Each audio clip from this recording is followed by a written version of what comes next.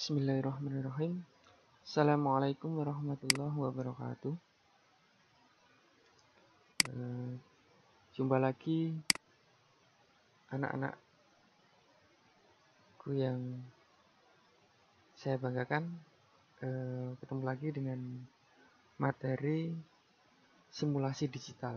Nah, pada pertemuan kali ini kita akan belajar bersama mengenai kelas maya. Sebenarnya kelas maya ini sudah kita laksanakan, sudah kita praktekkan. Nah, jadi ini mungkin hanya untuk review saja gitu. Mungkin kalau kita itu terbiasa dengan menggunakan di sekolahan kita itu menggunakan Google Classroom. Tapi ada di sekolahan lain yang menggunakan aplikasi lain, misalnya kayak Team, atau mungkin ada yang menggunakan Edmodo, ada yang menggunakan JP Class. Nah, sebenarnya banyak kelas maya ini. Oke, kita mulai ya. Apa itu kelas maya? Kelas maya itu ya kelas, hanya saja tidak tatap muka secara langsung, tetapi tatap mukanya secara virtual. Dan ini dilaksanakan kalau di Indonesia ini karena faktor kepepet pandemi. Sebenarnya di sekolahan-sekolahan yang notabene-nya mungkin internasional atau mungkin yang bagus, itu kelas maya ini sebenarnya sudah dilaksanakan sudah lama. Ada beberapa yang sudah melaksanakan itu, ya memang dilaksanakan untuk karena terkendala dengan jarak gitu. Jadi kelas maya ini untuk apa ya istilahnya, untuk jarak itu jadi tidak ada gitu. Dan bisa dilaksanakan di mana saja, kapan saja. Ini kelas maya didefinisikan seperti ini. Kelas maya adalah kelas yang diadakan tanpa tatap muka secara langsung antara pengajar dan penerima. Kelas virtual berhubungan langsung dengan internetnya. Jadi kelas maya ini memang faktor utamanya itu untuk bisa terjadi kelas virtual ya harus didukung dengan internet. Oke, berikutnya jenis-jenis kelas maya. Nah, jenis-jenis kelas maya ini jenisnya ya ini adalah bukan contohnya, tapi ini kelas mayanya jenisnya itu. Jadi yang pertama ada Learning Management System atau LMS. LMS ini perangkat lunak atau software yang digunakan untuk keperluan administrasi, dokumentasi, laporan kegiatan. Ini bisa dibilang kayak semacam platformnya. Atau kalau misalnya dicontohkan itu ada yang namanya Moodle. Jadi Moodle ini salah satu contoh aplikasi yang bisa dipakai untuk pembuatan kelas maya. Gitu. Learning Management System. Berikutnya ada Learning Content Management System. Aplikasi komputer yang digunakan untuk membuat, memperbarui, mengelola, dan mempublikasikan isi dalam sebuah sistem yang terorganisir. LCMS digunakan untuk menyediakan, mengawasi, memperinci, dan mempublikasi dokumen-dokumen spesifik seperti artikel, manual operator, manual teknis, panduan penjualan, dan brosur penjualan. Ini layaknya web. Jadi di sana ya tidak interaksinya itu ya hanya sebatas meng-share dokumen, nah, seperti itu. Menyediakan apa ya, kayak hanya sekedar upload materi lah, nah, gampangannya seperti itu. Terus kemudian ada lagi Social Learning Network, SLN. Ini ke arahnya itu adalah sosial media. Jadi jaringan sosial untuk pembelajaran yang terjadi pada skala yang lebih luas daripada kelompok belajar. Ini contohnya itu adalah Edmodo. Dulu kelas maya ini terkenalnya itu adalah Edmodo. Waktu itu Google Classroom belum ada. Tapi Edmodo ini mengadopsi tampilannya Facebook. Jadi kalau orang melihat tampilan Facebook, ya hampir mirip dengan tampilan Edmodo. Di sana terorganisir teman-temannya itu. Jadi kelasnya itu terorganisir. Jadi karena Edmodo ini pengennya itu familiar, mudah digunakan, dia mengadopsi layaknya Facebook gitu. Karena waktu itu Facebook lagi ngetrennya gitu. Lagi setiap orang itu ke warnet mainnya Facebook, nah seperti itu. Dan tampilannya cukup mudah untuk digunakan. Berikutnya, tujuan kelas maya. Kenapa kok ada kelas maya gitu? Bukan karena pandemi tapi ya. Jadi tujuan dibuatnya kelas maya itu yang pertama, menciptakan pembelajaran yang bisa berlangsung kapan saja dan di mana saja dengan menghemat waktu dan biaya. Meningkatkan keterampilan penggunaan teknologi IT siswa sehingga siswa lebih kreatif sekaligus bisa menambah minat siswa untuk belajar. Lebih memaksimalkan kemampuan pribadi masing-masing walaupun di luar kelas tatap muka atau kelas langsung.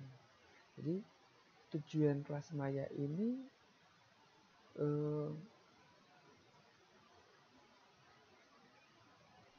menghemat biaya yang pertama. Kok bener? Iya bener. Kalau dibandingkan dengan tatap muka, itu jauh lebih hemat kelas maya anak-anak. Contoh kecil ya. Ketika kita tatap muka, maka Anda harus ke sekolahan. Butuh transport nggak? Butuh.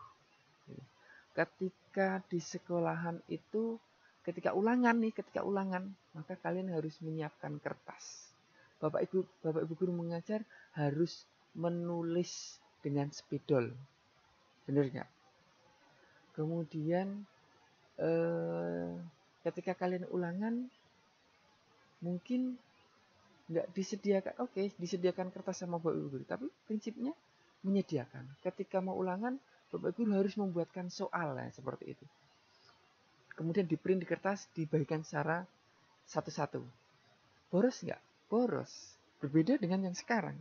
Sekarang itu kalian tetap santai di rumah, kemudian Bapak Ibu guru membuat materi di komputer, soft file, dibagikan. Jauh lebih hemat. Kemudian ketika ulangan cukup menggunakan Google Form, siswa cukup klik, selesai. Tidak perlu dikumpulkan, tidak perlu kalian repot-repot mencoreti atau ngeping ya, atau seperti itu. Cukup memilih, cukup mengklik, seperti itu. Jauh lebih meningkatkan keterampilan penggunaan teknologi IT. Iya. Kemarin banyak keluhan Bapak Ibu guru lah ya saya bilang. Bapak Ibu guru itu keluhannya wah iki kepiye iki nek misalnya pembelajaran daring ya seperti itu. Walaupun sampai sekarang masih ada, tapi sudah terkurangi. Dan siswa secara dipaksa ini kalau di Indonesia secara dipaksa, kalau kita ngomongin di sekolah kita aja. Kalau kita ini secara dipaksa ini, kita mau nggak mau harus paham dengan IT. Harus bisa mengoperasikan handphone. Harus bisa browsing. Harus bisa buka classroom ya, seperti itu. Ini tuntutan dari sisi SDM, sumber daya manusianya, ini dituntut untuk lebih kreatif. Kemudian lebih memaksimalkan kemampuan pribadi. Ya. Jadi kalau kemarin itu ketika tatap muka langsung, ketika ada teman yang tidak mengerjakan, mungkin oke dicontohi sama temennya.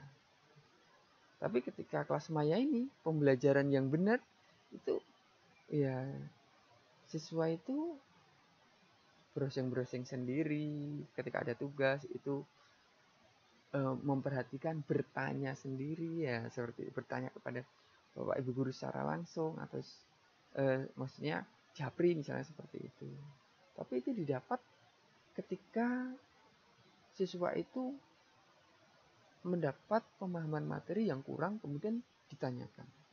Atau mungkin siswa itu malu bertanya dengan Bapak Ibu guru kemudian browsing ya, seperti itu. Itu kemampuan pribadinya terasah, seperti itu. Itu dari sisi positifnya. Kalau dari sisi negatifnya, nah nanti kita bahas nanti. Oke ya. Manfaat kelas maya. Ya, ini. Manfaat kelas maya ini sebenarnya banyak. Kemampuan teknologi informasi pada proses belajar mengajar terletak pada storage system, manipulasi pesan, dan berbagai teknik multimedia yang lebih menarik. Ini contoh. Pengolahan data yang lebih akurat, kecepatan transmisi data, serta kemudahan akses. Pak Sabit di kelas 10 yang sekarang ini karena belum pernah ketemu, kemudian pandemi, jadinya Pak Sabit nggak bisa mengajarkan kelas maya mungkin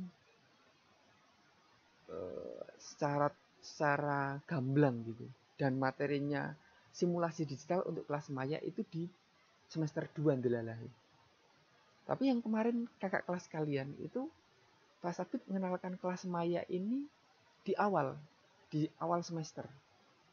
Karena kita ketemu langsung. Tapi Pak Sabit mengenalkan kelas maya itu di semester 1 dan di awal pertemuan. Sehingga selama 1 tahun itu berjalannya itu menggunakan kelas maya. Walaupun tatap muka secara langsung, tapi Pak Sabit menggunakan waktu itu Google Classroom. Nah, ini Anda ketiban apes ini, kelas 10-nya ini ketiban pas ngepasi pandemi. Jadi kalian mau nggak mau belajar kelas mayanya ya secara otodidak, secara kepepet seperti. Tapi kalau saya memperhatikan perkembangan kelas 10 yang sekarang ini sangat-sangat bagus, sangat-sangat baik. Jadi Anda diminta untuk menggunakan Classroom dan saya ngelihatnya 60% lah, 60% lebih bisa. 60% lebih bisa. Kalau di press lagi, misalnya kalau dipepet lagi, mungkin bisa mencapai 90%. Mungkin bisa mencapai 90%. Kenapa kok bisa seperti itu? Kenapa nggak bisa 100%, Pak? Ya, gangguannya banyak. Gangguannya game, gangguannya main, gangguannya tidur ya. Itu sehingga yang tadinya guru itu sudah membuat sekreatif mungkin, sudah membuat pengolahan data akurat, tapi membuat aksesnya mudah, tapi dari sisi pihak yang lain, dari sisi siswa misalnya tidak sempat membuka, baru tidur, nah seperti itu. baru lagi hobi, lagi ngegame, lagi asik ngegame ya seperti ini. Sehingga kelas maya di tempatnya kita ini tidak bisa berjalan secara maksimal untuk penggunaan classroom yang sebagai media ini. Apa itu kelas maya? Sebenarnya kelas maya ini dia bisa dikategorikan atau istilahnya apa ya? Kelas maya ini memiliki peran ini, suplemen atau pengayaan, kemudian sebagai pembelajaran, pengganti pembelajaran, kemudian pengganti seluruh pembelajaran, replacement. Nah kalau kita ya replacement ini mengganti pembelajaran, termasuk suplemen, termasuk komplement. Ini tempatnya kita. Dan semuanya mungkin ya karena masa pandemi ini. Ini kelas maya ini sudah familiar tetapi belum maksimal. Fitur-fitur pada kelas maya. Yang pertama, konten yang relevan dengan tujuan belajar.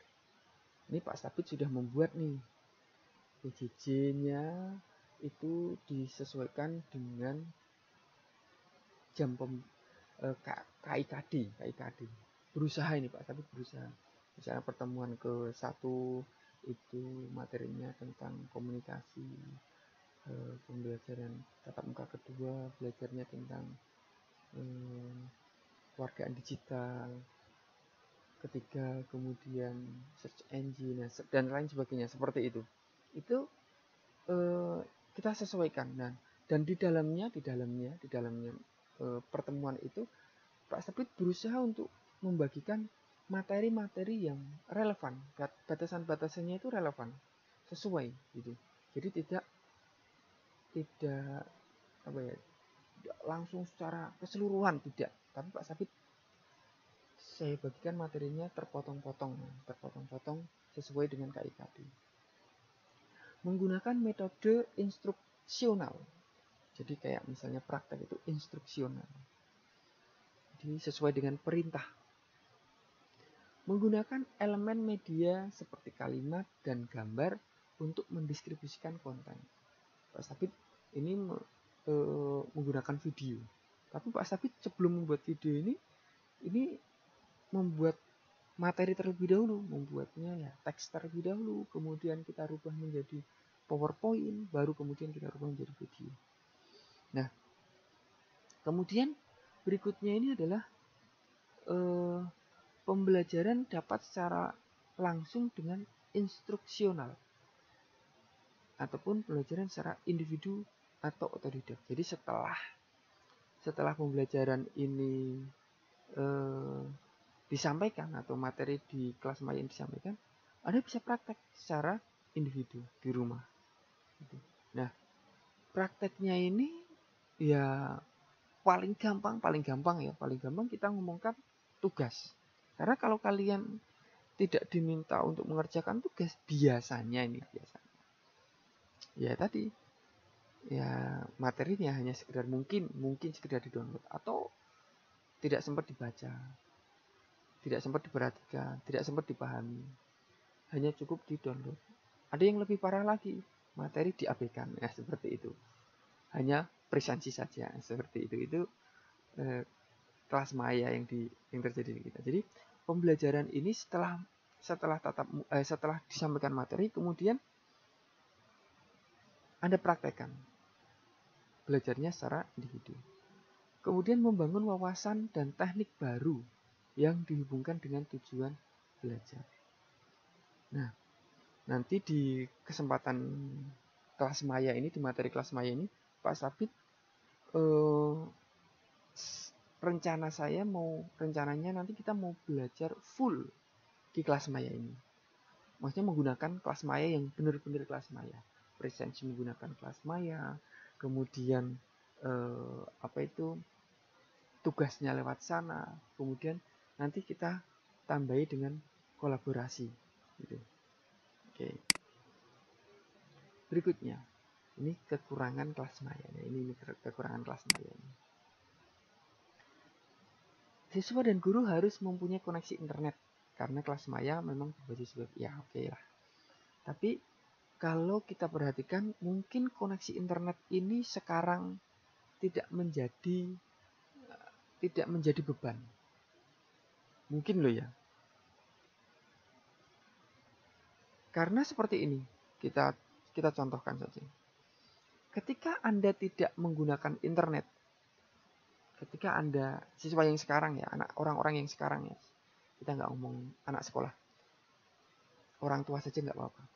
Ketika kita menggunakan handphone tetapi tidak ada internet, kira-kira gimana? Internet ini menjadi kebutuhan atau hanya sekedar kebutuhan, hanya sekedar pelengkap untuk pembelajaran? Tidak.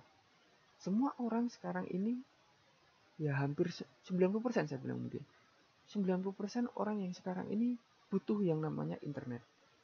Jadi mungkin kekurangan kelas maya terkait sama internet ini ya bisa diabaikan lah gitu. Karena sekarang semua orang butuh yang namanya internet. Kemudian berikutnya, proses belajar yang individual. Nah ini layaknya misalnya kalian dijarke, rak dinasehati sama orang tua, apa-apa sendiri. Bubar nggak kira-kira? Nah seperti ini kekurangannya. Jadi karena kita nggak ketemu langsung, jadi siswa itu belajarnya sendiri, individual. Nah, tanpa pengarahan dan pengawasan yang efektif atau istilahnya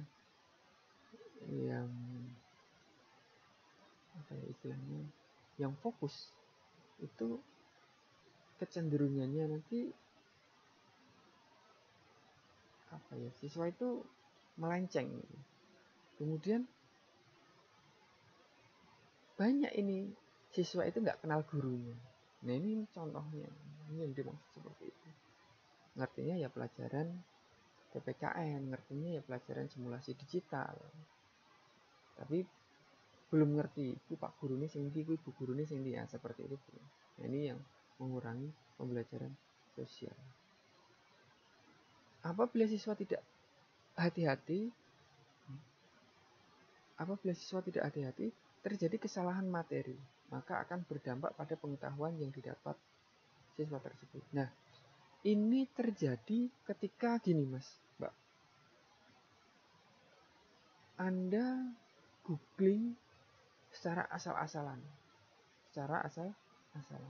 Jadi kurang berhati-hati, belum membaca terlebih dahulu.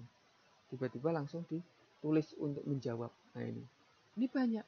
Kemarin waktu Pak Sabit memberikan tugas, 1-2 saya berikan tugas, itu ternyata hanya sedikit saya bilang, hanya sedikit siswa yang download materi dari Pak Sabit, membaca, kemudian menjawab berdasarkan materi yang dari Pak Sabit. Sebenarnya soal yang saya berikan itu ada di materi semua, cuman belum terbaca, sehingga kalian lebih suka googling. Nah, yang hasil pencarian yang kalian temukan itu untuk menjawab dan tidak sesuai gitu, Kemudian berikutnya, untuk anak SD ini penggunaan internetnya kurang proporsional. Jadi anak SD ini belum cocok lah untuk menggunakan, tapi dituntut. Nah ini yang repot ini. Membutuhkan spesifikasi hardware, software, dan internet tadi. Oke lah. Ini contoh. Berikutnya adalah contoh aplikasi kelas maya. Ada Edmodo, ada Google Classroom, ada Microsoft Teams, ada Scope. Ini banyak. Di Jogja itu ada CP Class, ada rumah belajar. Kalau di tempat kita ada yang menggunakan Classroom, mungkin ada dari Bapak Ibu guru yang menggunakan Tim mungkin ada, tapi Pak Sabit mengenalkannya adalah Google Classroom. Dan kenapa kok Google Classroom? Ya karena memang fiturnya banyak dan semua HP saya bilangnya, semua HP itu harus, semua HP Android itu harus terkoneksi dengan email Google, sehingga tinggal nambahin saja kalau menggunakan Google Classroom. Kuncinya sudah dapat karena Android memang didukungnya adalah dengan Google. Oke, mungkin itu yang bisa saya sampaikan. Kita ketemu lagi nanti di pertemuan berikutnya. Nanti kalau misalnya ada pertanyaan, silahkan bertanya lewat kolom komentar boleh. Selamat belajar, tetap semangat, tetap jaga kesehatan. Terima kasih. Wassalamualaikum warahmatullahi wabarakatuh.